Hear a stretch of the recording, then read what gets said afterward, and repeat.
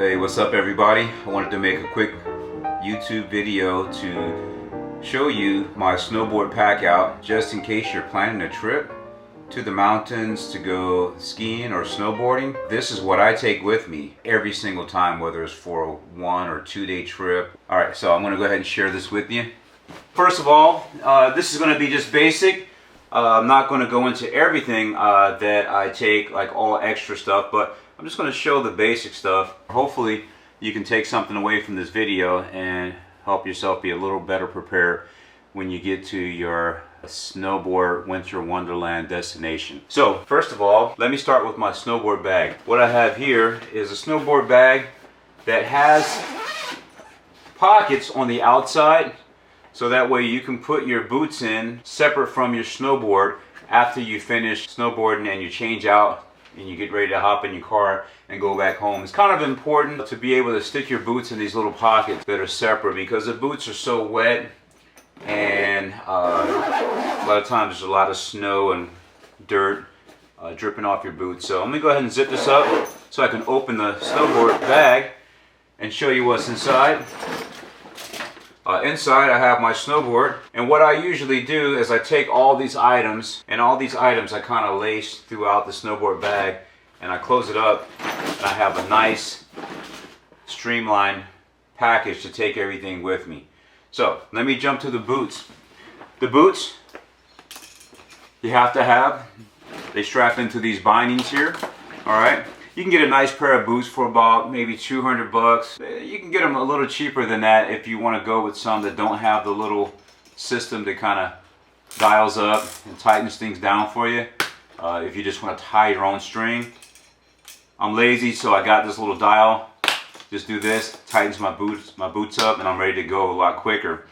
You need the boots, and if you don't have your own, you can just rent them. Gloves.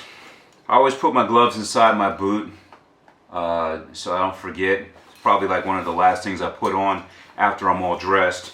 I store my gloves in here. A lot of times my gloves are wet when I'm done snowboarding, so if my boots are wet, my gloves are wet, I can just put them in a little separate pouch till I get home. I take everything out, wash it, dry it, and all that. Also, I store my boots for transportation and just whenever my stuff is just chilling, set up, stage, ready to go.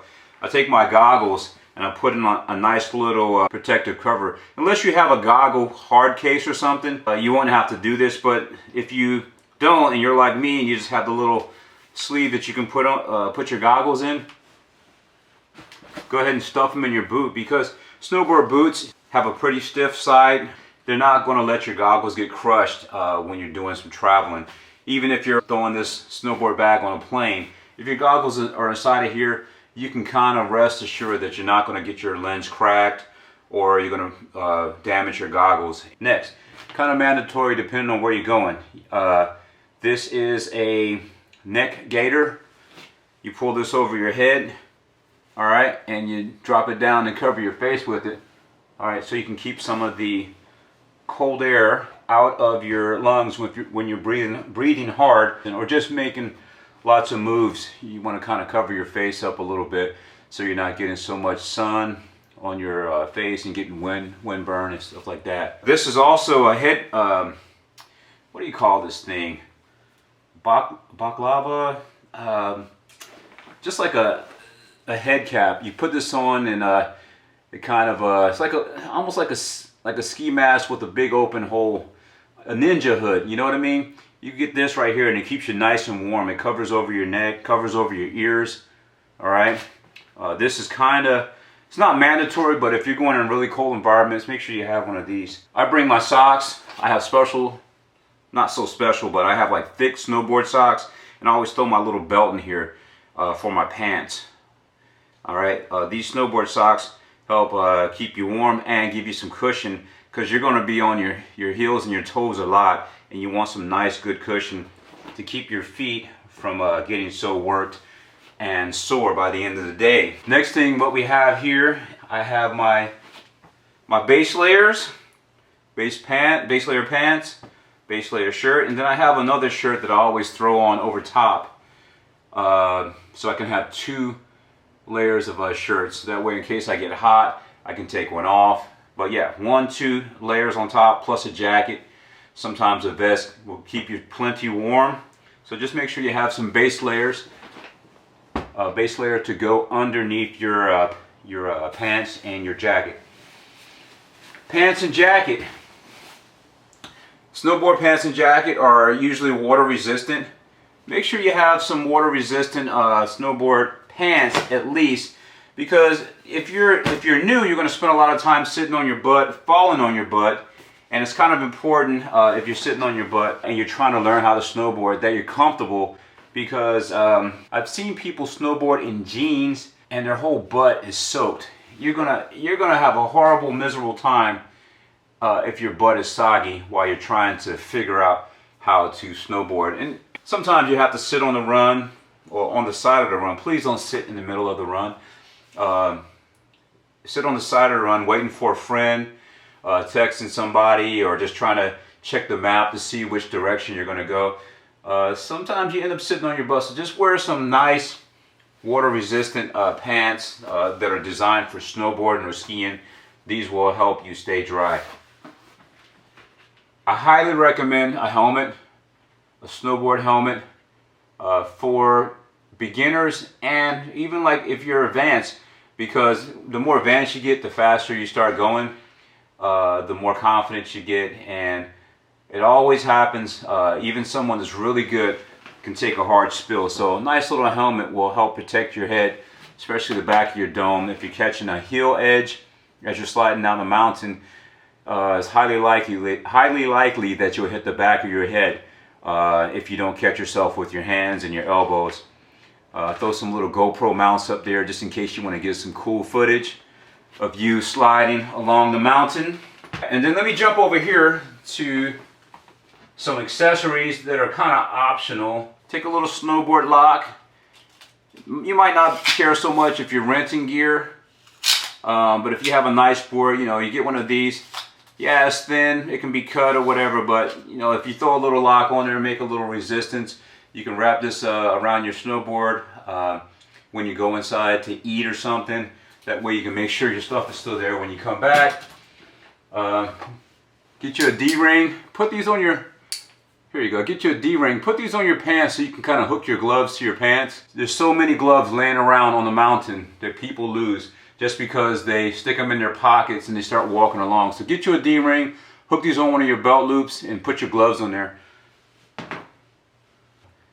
Some headphones so you can have some sounds. You're going to want to jam out if you're hanging by yourself. A little GoPro for some footage, a little selfie stick. Recommended option so you can get some cool footage of you doing your thing. These right here are like football pads. They have a little tailbone protector and some thigh and hip protectors. These helped me a lot when I first started snowboarding. So when I fell, hit my tailbone, I didn't get injured or ruin my day to where I had to stop and go home. Get you some of those if you want to keep yourself from getting too sore, especially if you're going for more than one day. Another optional thing here for beginners is some gloves with the wrist guard. These gloves have like a little carbon insert that kind of helps you when you fall on your wrist. It protects your wrist, and that way it takes a little bit of the impact if you hit your wrist and you're wearing these gloves. Kind of important because as a beginner, the first thing you do is when you fall, you either fall on your wrist, you fall backwards on your wrist, or you fall on your tailbone. So butt protector and wrist protector I would recommend. Optional beanie. If you don't want to ride with the helmet, I would say have a beanie. Keep your head warm. And optional backpack. Sometimes you get a jacket that have lots of different pockets on it, but I use this backpack. I keep band-aids in it. I keep a little whistle on there just in case you go off into the trees and you get stuck or something like that. Or if you find somebody that is injured and you want to get attention of everyone around you really quick, you blow on your whistle. I would recommend taking a whistle, a backpack with some snacks in it, and any other essentials that you just want to take with you. One thing I don't have here that I usually always take with me is a little small mobile charger, a battery recharger, because in the cold, Cold really takes toll on batteries, like your phone, your GoPro, anything that takes a battery. It really takes toll on it, and it drains your battery quicker. I went from 100% when I walked out of my hotel in the morning to like maybe 1 hour later, down to 8%, and I barely even use the phone. So hopefully this was helpful to you. If it was, please like, comment, subscribe to my channel. Give me any feedback that you have, and I will do what I can to try to make these videos better as time goes on. Thank you so much, and have a great day wherever you are.